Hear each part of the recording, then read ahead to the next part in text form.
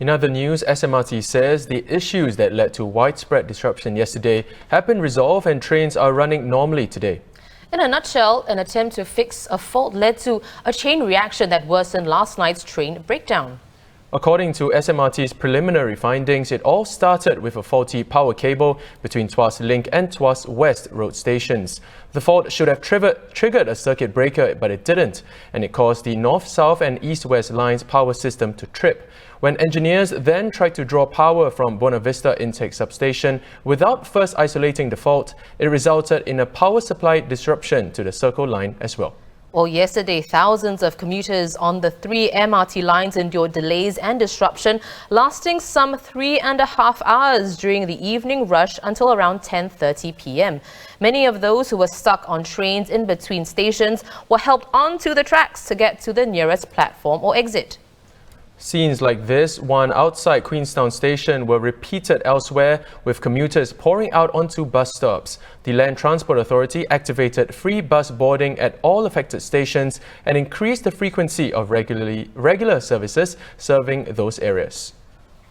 Well, one commuter, Ryan Koh, told the Straits Times he spent nearly 3 hours in a train when it came to a halt inside the tunnel between Bukit Batok and Bukit Gombak stations. He said most commuters remained calm, but after 3 hours, he was tired and hungry.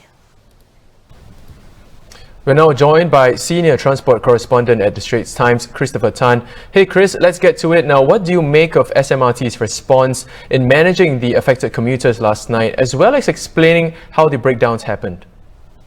Okay, I think it took a bit longer than we expected.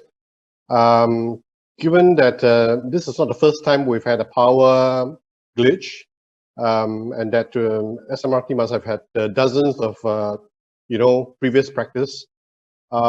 It took a bit longer than we thought, 3.5 hours, and people were stuck in trains for almost as long. With limited ventilation and not knowing what or when help will come, a lot of anxiety. And even 1 hour is long, and you talk about 3 hours, really, really quite trying. As for the explanation, well, it was traced to a faulty installation in Tuas, right?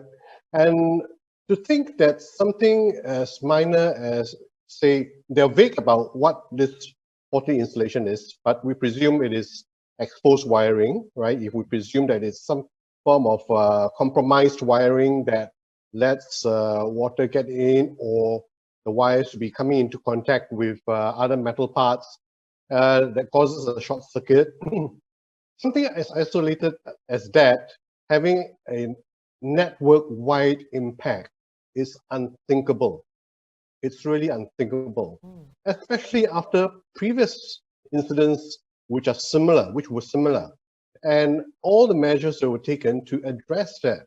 And one of them being, segregating the power systems of the north, south, and east-west lines, so that when something happens onto one line, it doesn't,